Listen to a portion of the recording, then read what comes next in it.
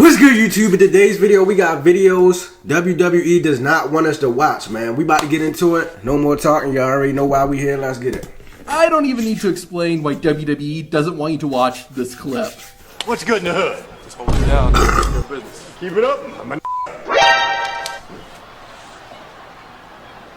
This is just one of the many clips in this video that WWE does not want you to see. In fact, this video might get blocked, so stick around till the end so you don't miss anything. After WWE had finished filming an episode of SmackDown in 2014, Michael Cole was chatting with his boss, Vince McMahon, through their headsets. The WWE network had just launched, so the company really wanted to promote it. Unfortunately, Cole, being a commentator, was the one who had to constantly plug the network, much to the fans' annoyance. In some leaked audio, you can hear Michael Cole getting upset and talking back to Vince McMahon. Do you want me to say that every time? Because I said it a load of times tonight. Okay. Yes, sir. So you want... Yes, sir. Yep. Okay, I got it, sir. I just didn't know if you want me to hit it every time, but I'll do that from now on. Okay, you got it. Thank you. Knowing the stories of how angry chill before Vince you get McMahon fired. can get, I would love to know what McMahon said to Michael Cole. Now, this is really ironic. That man Vince gonna hit you with the yeah. My bad. I gotta get a microphone. You're fired. My bad. God damn, that hurt. Think about it. After Lita cheated on her boyfriend, Matt Hardy, with Edge in real life, it of course became a WWE storyline. Lita and Edge were an on-screen couple, and after Edge won the WWE Championship, the two decided to get rated R. The night after Edge's victory, he and Lita had a live celebration in the ring. Seeing a bed in a wrestling ring was pretty weird, but this is what WWE wanted to show people. What WWE did not want to show is what happened to Lita. As the two were doing the deed, the camera accidentally caught Lita's exposed chest. The camera cut away, and WWE was quick to remove this footage. It's kind of ironic that WWE wanted a live celebration, but didn't want anyone getting naked. 2 days after 9/11, WWE hosted a live edition of SmackDown with a very patriotic theme. Wrestlers and other WWE personnel shared their thoughts and words of hope during the show, and it was overall a very feel-good moment. WWE does not shy away from the fact that they did this show, but there is one clip that they've gone out of their way to get rid of. What's so controversial about it? Just watch. A few years ago, some people tried to destroy my family. They attacked my father's reputation. They attacked my mother's reputation. And they attacked the World Wrestling Federation.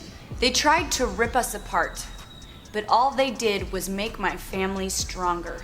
And that's exactly how America feels right now. What Stephanie McMahon was referring to was the steroid trial of the mid-90s. In 1994, Vince McMahon was charged with distributing illegal steroids to his wrestlers. While McMahon was not found guilty, it doesn't seem like Vince McMahon was totally innocent either. This made it all the more insensitive when Stephanie McMahon was comparing a court case against her father to nearly 3,000 innocent people being killed. That's why it's not surprising that WWE has erased this moment from its history. Originally, Dean Ambrose was not supposed to be part of the Shield. Instead, WWE planned on having Ambrose make his main roster debut by himself and feud with Mick Foley. They actually began a storyline too, but it didn't start on TV. During the weekend of WrestleMania 28 in 2012, Mick Foley was at a hotel meeting with fans. Dean Ambrose, who was wrestling for WWE's development company FCW at this time, approached Foley and said Mick had to be held accountable. I do. Hey, John. Hey. Dean Ambrose, FCW. Nice to meet you. Yeah, This was, I killed You it. ruined a generation. You're responsible for a lot of what's wrong with it. You need to be held accountable.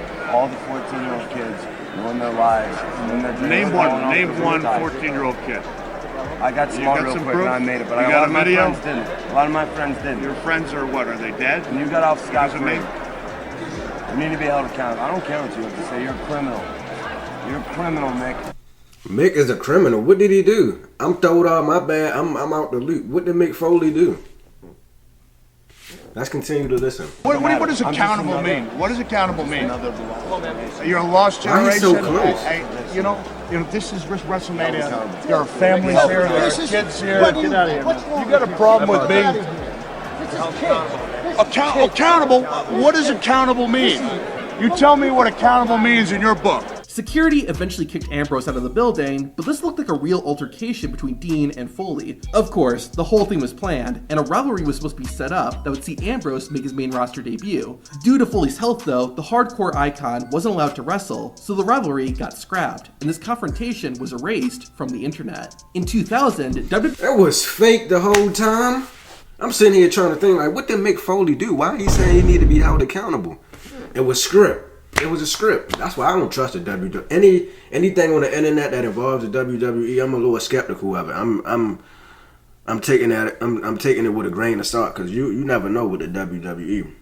Man, all that shit is fake and scripted. Man, I can't tell. Fans witnessed a love triangle between Triple H, Kurt Angle, and Stephanie McMahon. Both Angle and Stephanie claimed they were just friends. However, Triple H would use this to question not only Kurt's manliness, but also his sexuality. On an episode of Raw, Triple H showed footage of Kurt Angle's Olympic gold medal match and mocked him.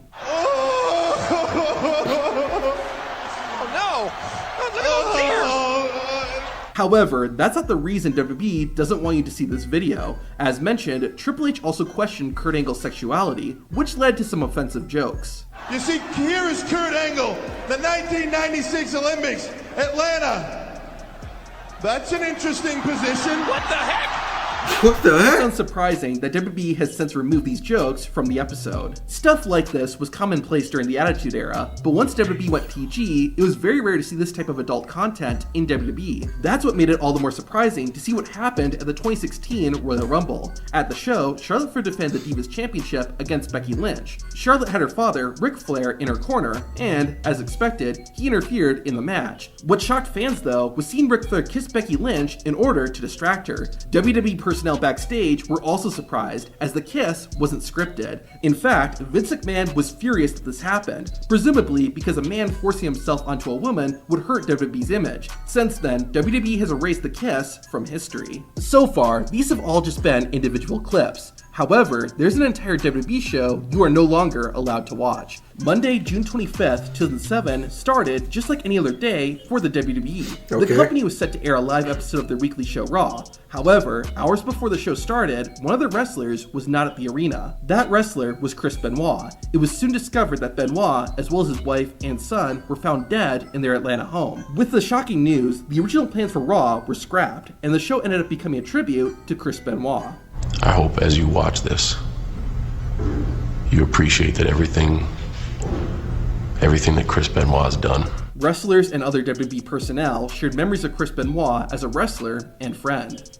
Chris thought it was so cool that I married Triple H. He was one of the only people that just was so genuinely happy for us. He said he thought it was so cool. However, there's a very good reason you can't watch the show. As WWE was broadcasting the Benoit tribute show, authorities found out who killed the Benoit family. As they learned, Chris had murdered his wife and son, then took his own life. Just one day after praising and celebrating Chris Benoit, WWE did a complete 180. Last night on Monday Night Raw, the WWE presented a special tribute show, recognizing the career of Chris Benoit.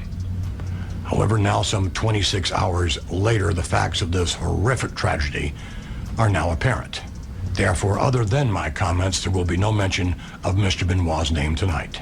It's no shock that WWE has banned the Chris Benoit tribute show, and Benoit's name, in general, has been a taboo subject in wrestling. A lot of times, if there's something WWE doesn't want you to see, they'll do it during a commercial break. However, thanks to smartphones, this doesn't work so well anymore. During commercial breaks, WWE's production crew will often do things like change the ring mat if it gets dirty, get props and decorations set up for an upcoming segment on the show, and other things like that. However, there was one commercial break incident that basically ruined wrestling. The March 13th, 2020 episode of SmackDown was at the beginning of the pandemic era. WWE hosted the show from inside their performance center with no fans in attendance. One of the matches on the show was a women's tag team match. Other than the lack of a crowd, the match started off normally. After a bit, the show went to a commercial break from viewers, and the cameras went back to the show too early. Because they thought nobody was watching, the wrestlers broke character and stopped wrestling each other. It was something you never thought you would see, but there it was. Eventually, once the commercial break officially ended, the women got back into character and returned to wrestling.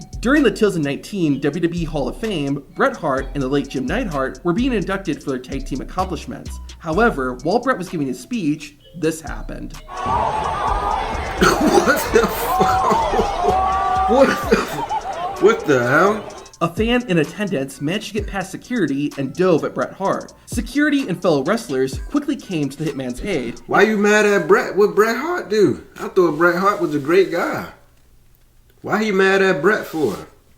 He must have did something to that fan back in the day or something. I don't know what's wrong with that. I don't know what's wrong with him. Thankfully, Bret wasn't seriously hurt. After the attacker was escorted out of the building, Hart continued his speech. This incident, of course, has since been removed from the Hall of Fame. However, the man who attacked Bret Hart is still alive, and he was arrested again not long after assaulting Bret. To hear the whole story, watch the video on screen. Wow. That's going to do it for the video. If y'all enjoyed that reaction video, make sure y'all like, share, and subscribe. Smash that like button and hit that post notification bell so you can get notified when I drop another banger. I'm out of here, bruh.